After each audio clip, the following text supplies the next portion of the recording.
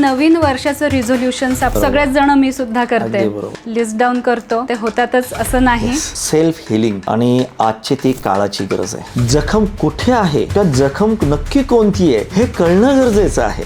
ज्यावेळी त्या ऑरामध्ये नकारात्मक ऊर्जा प्रवेश करते, ती नकारात्मक ऊर्जा, त्या निगेटिव्ह एनर्जी असेल, ती ही पॉझिटिव्ह एनर्जी आपल्याला मिळणार कशी? सेल्फ हिलिंगच्या कोणत्या पद्धती आहेत जे प्रत्येक व्यक्ती अगदी सहजपणे आपापल्या घरी काही जास्त खर्च न करता करू शकतो. खरं तर याच्या पुढेच खऱ्या अर्थाने हिलिंग चालू होतं. हे तर आपण फक्त फाउंडेशन तयार केलं, ते आहे एनर्जी लेवल्स. वॉटर इनटेक जास्त ठेवून होणार? चांगलं डाएट काय हे माहीतच नाहीये लोकांना. स्वस्थ माणसाचं आधी स्वास्थ्याचं रक्षण करणं हे आयुर्वेदामध्ये सांगितलं. What is real breathing, what is ideal breathing. Self healing हा शब्द हा खरं तर असा खूप मोठा आहे. ते कसं करायचं, काय करायचं, ह्याच्याबद्दल काही गोष्टीच माहिती नसतात. म्हणजे सगळ्या हिलिंगच्या प्रोसेस आपण करतोय काय, तर आपल्या शरीराच्या आतलं ऍट द सेम टाइम शरीराच्या बाहेरचं पंचमहाभूतांचं संतुलन आपण प्रस्थापित करत आहोत.